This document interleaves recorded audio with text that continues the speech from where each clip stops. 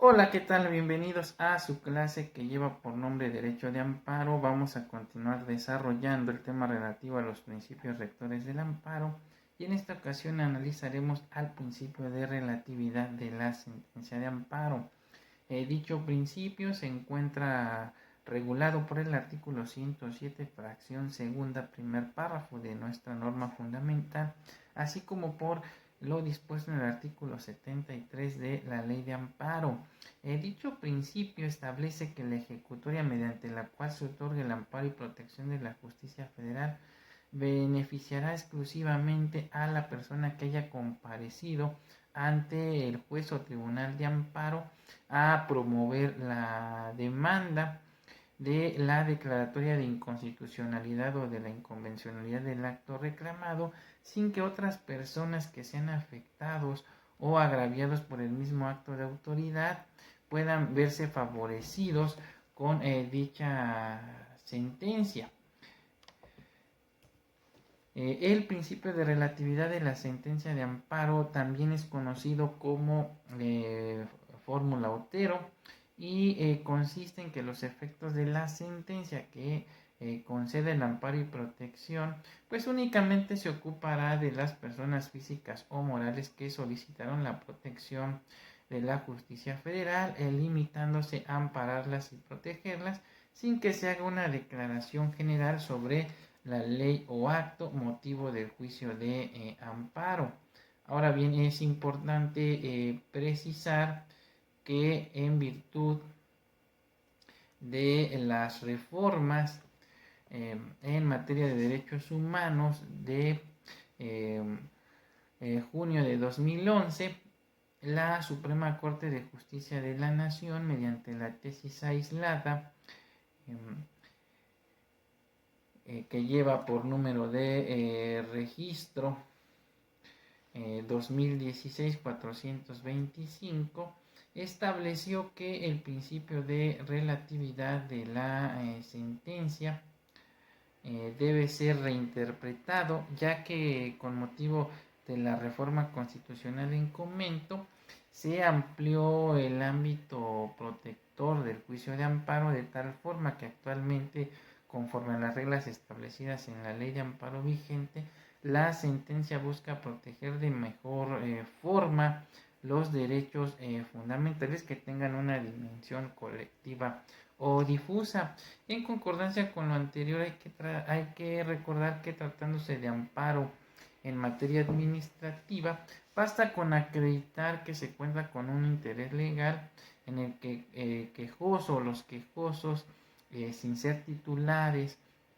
del derecho subjetivo, se les cause o se le cause una afectación en su esfera jurídica por su especial situación frente al orden jurídico. Consecuentemente, si un acto administrativo le causa perjuicio, donde si bien es cierto no tienen un derecho subjetivo para impedir dicha conducta o para imponer otra distinta, sí pueden exigir de la administración pública y reclamar de los tribunales la observancia de las normas jurídicas cuya infracción pueda perjudicarles, por lo que la sentencia de amparo que concede la protección de la justicia federal indirectamente y de forma eventual puede beneficiar a terceros ajenos a la controversia constitucional, precisamente por afectarse intereses difusos o colectivos de carácter económico, social y cultural. Y para mayor abundamiento, pues vamos a darle lectura al rubro de la tesis en comento, la cual emana de la primera sala de nuestro máximo tribunal y lleva por rubro el siguiente: principio de relatividad, su reinterpretación a partir de la reforma constitucional del 10 de junio de 2011. A partir de la reforma del 10 de junio de 2011, al juicio de amparo se le amplió el espectro de protección de dicho mecanismo procesal, de tal manera que ahora es posible proteger de mejor forma los derechos fundamentales que tengan una dimensión colectiva y o difusa. Así, el juicio de amparo, que originalmente fue concedido para proteger derechos estrictamente individuales y exclusivos, ahora también puede utilizarse para proteger los derechos de naturaleza más compleja. Por esa razón, recientemente esta Sala Primera ha reconocido la necesidad de reinterpretar el principio de relatividad de la sentencia de amparo, puesto que mantener la interpretación tradicional de dicho principio en muchos casos acabaría frustrando la finalidad sustantiva del juicio de amparo, la protección de todos los derechos fundamentales. Por lo demás, la necesidad de dicha reinterpretación se ha hecho especialmente patente en casos recientes en los que la Suprema Corte ha analizado violaciones a derechos económicos, sociales y culturales, puesto que si mantuviera una interpretación estricta del principio de relatividad, en el sentido de que la concesión del amparo nunca puede suponer algún tipo de beneficio respecto de terceros ajenos al juicio, en la mayoría de los casos sería muy complicado proteger este tipo de derechos en el marco del juicio de amparo, teniendo en cuenta que una de sus características más sobresalientes es precisamente su dimensión colectiva y difusa.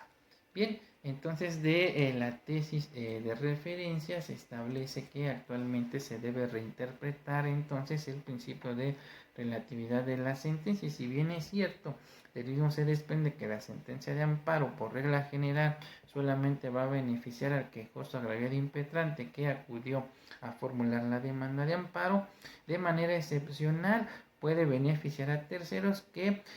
sin haber acudido al juicio de amparo de manera indirecta puedan resultar beneficiados con dicha sentencia, sobre todo si se trata de intereses colectivos o difusos. Bien, expuesto lo anterior, vamos a analizar entonces ahora lo relativo al principio del estricto derecho. Este principio se encuentra consagrado por el artículo 76 de la Ley de Amparo y estriba en que el juzgador de amparo debe concretarse, examinar la violación de los derechos humanos reconocidos en la Constitución Federal, así como en los tratados internacionales de los que México sea parte, con base en los argumentos expresados por el quejoso al formular sus conceptos de violación en su demanda de amparo. Y si se trata de resolver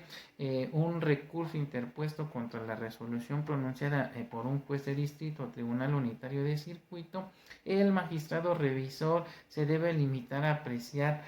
tal resolución tomando en cuenta exclusivamente lo vertido en los agravios, por lo que no podrá el órgano jurisdiccional en materia de amparo realizar libremente el examen del acto reclamado en la primera instancia si se trata de amparo indirecto o en única instancia si se trata de amparo directo, ni la resolución recurrida si el amparo es vistancial, pues debe limitarse a establecer respectivamente si los citados conceptos de violación y en su momento los agravios son o no fundados, por lo que no podrá conceder el amparo y protección de la justicia federal por un concepto de violación que no aparece en la demanda de amparo. En conclusión, el principio de estricto derecho implica que el juez o tribunal de amparo deberá analizar en su conjunto los conceptos de violación o agravios, así como las demás alegaciones formuladas por las partes en su demanda de amparo o el recurso interpuesto, a fin de resolver estrictamente la cuestión o las cuestiones que fueron planteadas sin cambiar los hechos expuestos en la demanda o el recurso de revisión. En las materias que deberá observarse el principio de estricto derecho son las siguientes: en materia civil y mercantil, siempre que no se trate de menores o incapacitados; en materia administrativa, incluyendo lo referente a la materia fiscal y otras áreas especializadas del ramo, como podría ser la responsabilidad de servidores públicos; y en materia laboral, siempre que se trate del patrón. Finalmente, cabe destacar que el principio de estricto derecho tiene sus excepciones y estas se encuentran contempladas en el artículo 107, fracción segunda, párrafo quinto de la Constitución Federal, así como 79 de la Ley de Amparo, los cuales desde luego sientan las bases para el principio de suplencia de la queja, mismo que analizaremos en un siguiente video. Hasta pronto.